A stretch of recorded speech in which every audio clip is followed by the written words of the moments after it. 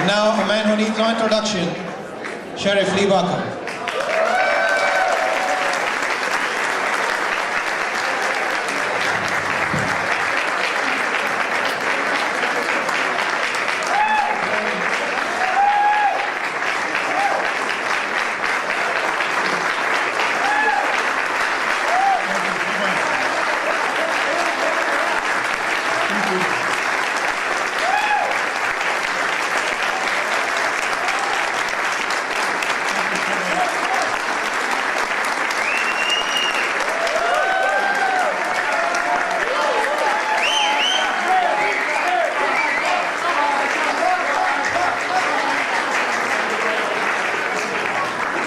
Well, thank you so much. With applause like that, I'll say let's just go home.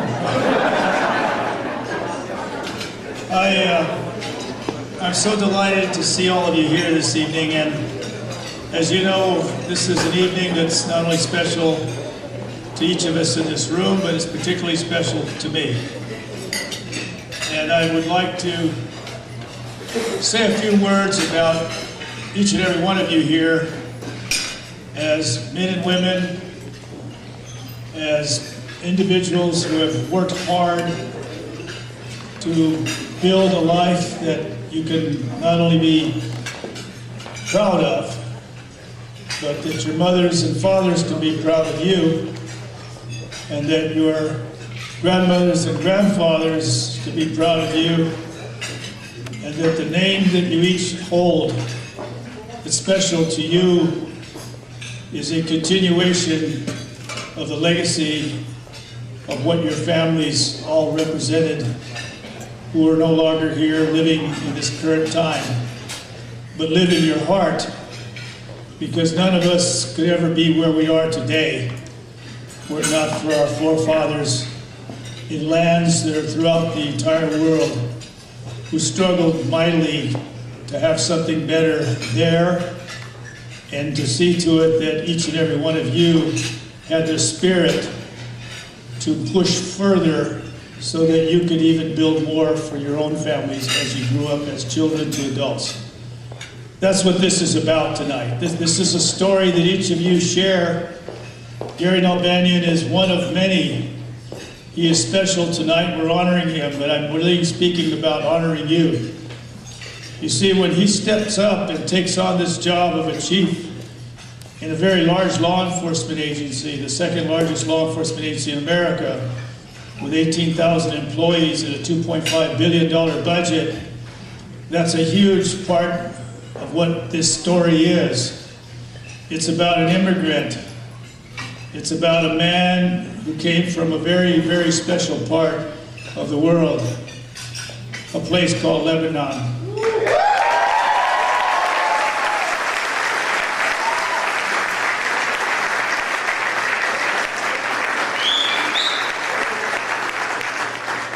As many of you know, I've been to Lebanon last year.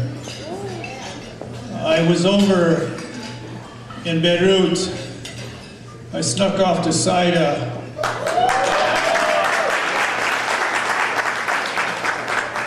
I walked where the Phoenicians were. I was able to go up to where the cedars are. And there God talks to you. Right there.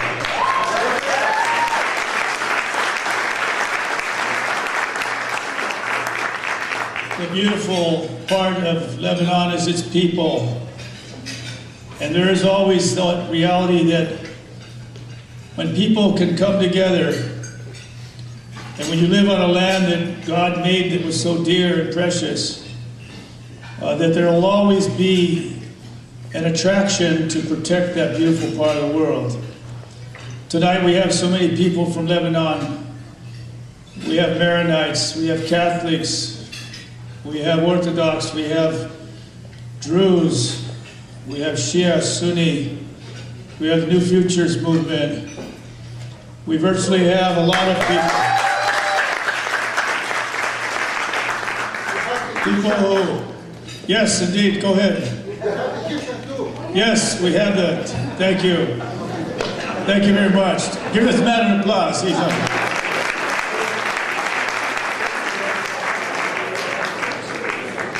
And we have the Lebanese forces as well.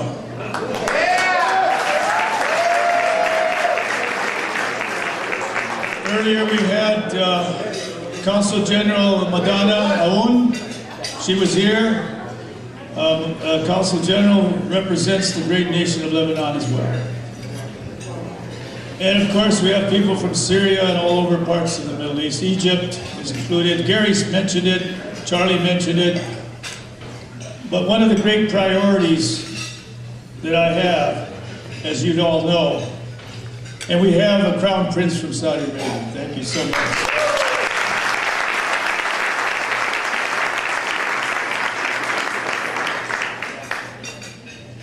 These countries are very important to all of us. The nature of America, and Los Angeles in particular, this is where we are.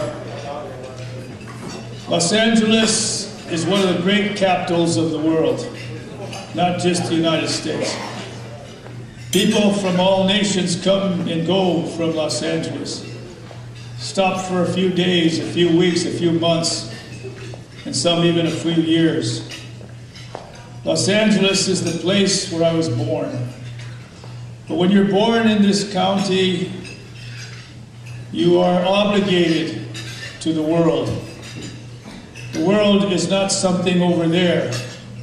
The world is something here and there. Consequently, the entire purpose of public safety is to protect all people at all times. Not some of the time or some of the people. All people at all times. This is the only way this country could survive. With all the challenges in the world today, economically and otherwise, it's important for Los Angeles to set the example, to protect everyone, regardless of their faith, regardless of their position, regardless of whatever their thoughts are.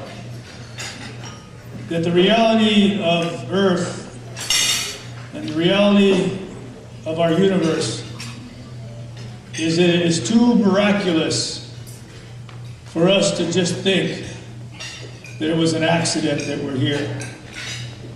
There is a theological factor in any man's success, whether it's mine, yours, or any woman's success. And that factor is what we call God. Life is too perfect. Human beings with their mistakes and their frailties are too perfect. They're too perfect. The human mind is God's greatest gift to the universe. The donkeys do not know how to read or write. Ants don't know how to read or write. Nothing that lives knows how to read or write, but you and I do. You and I have been given God's greatest capabilities. And that's why it's important for us to learn to love each other and to bring each other together and to have a sense of unity and appreciation for the miracle of our own lives individually, but for the lives of everybody else. That this is, in fact, what we're hoping to build in Los Angeles County.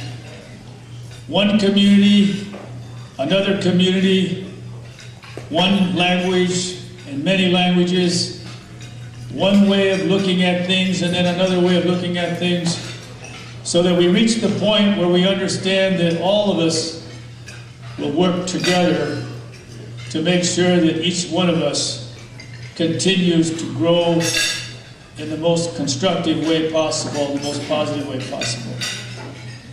So Gary Nalbandian, to me, exemplifies someone who knew what true war was like in Lebanon at one time, who came here to try as a young man to find a life.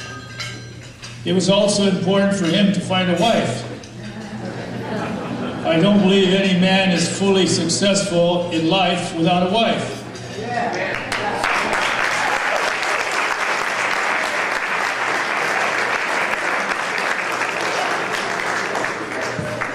So Nadia, this is also your story.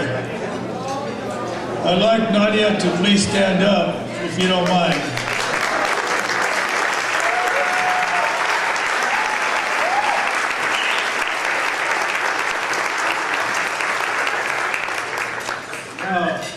For those of you who don't know, Gary saw Nadia in Beirut. He saw her across the balcony. He looked at her. He said to one of his cousins, "I'm going to marry her." He didn't even know her name. Trust me, the passion of a Lebanese man is unbelievable.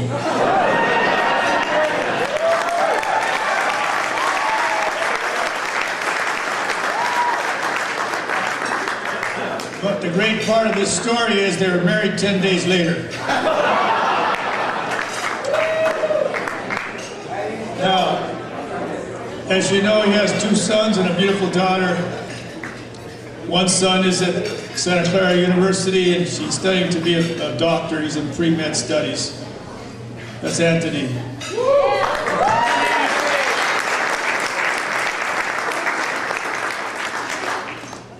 Tia, she's on her way. She gave the Pledge of Allegiance. You saw her. She's just like her father, no fear.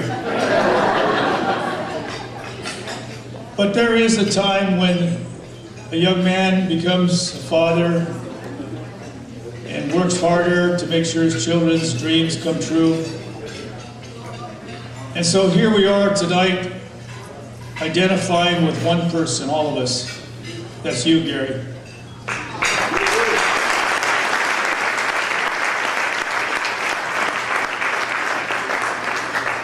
I asked Gary years ago, "Gary, you are a natural leader. Your mother and father are here. Your brothers and sisters and in-laws and cousins and nephews and nieces and everybody in the room here is a part of who you are today. You're a man wherein all of us are part of your family. The way that you have engaged every one of us as a person signifies to me that you look at your friends as your family and your family as your friends. And that's a very successful formula, Gary. It's a formula that all of us can learn from. That our goal together in this room is to make the world a better and safer place. You have challenged yourself, and you've challenged all of us to help in one form or another. My belief is simple, that as you give goodwill to people, it allows them to grow and to trust and to be of some degree of assistance. We are challenged in the 21st century, Gary, to find answers to problems and not create them and make them worse. And I can't imagine anything more exciting than tonight. That you, as a man of heart, a man of God, and a man of family, and a man of Lebanon, are able to put so much energy to improve what all lives are all about. That, in short, over many years of your energy, is why we're here today. We all believe in this country. We believe that it's not perfect. We believe that life itself is often difficult. But we also believe in healing the soul. And we believe in treating people with dignity, no matter how difficult life can be. And so God has given you the Spirit, and now within the law enforcement world, I'm giving you the power. Power to be who you are through the goodness that you give. Now, I'll end with this, ladies and gentlemen. Stephen Covey wrote a book called The 7 Habits of Effective People. And in that book, there is a chapter that he created for another book called The 8th Habit. And I met this Dr. Covey, and he asked me what I thought of the best quality a person could have to be a deputy sheriff. Well, what I said to Mr. Covey, or Dr. Covey, I said, there's only one quality I look for. and that the young applicant or the not so young applicant be a convincingly good human being.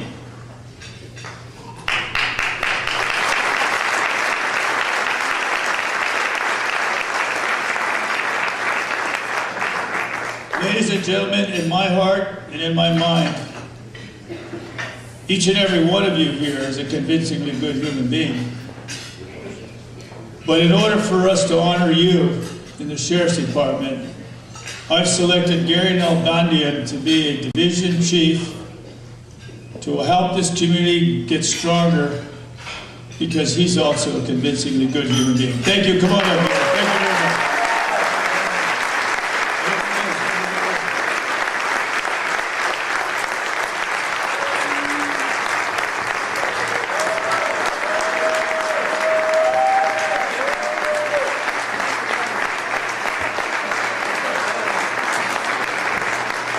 Okay, I need Brandon up here.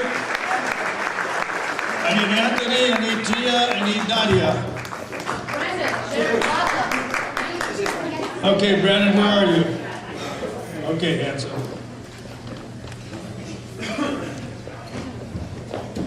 Anthony, where can I stand?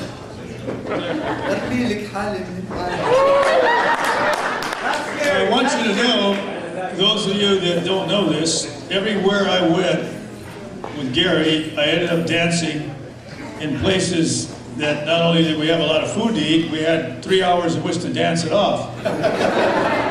So I'm a pretty good dancer. I even danced with Gary. Okay, all right, Tia, you come over here, guy. You're the girl. You're gonna have to pin this on your daddy. I'm gonna show you how. Okay, we gotta get this thing flipped around here.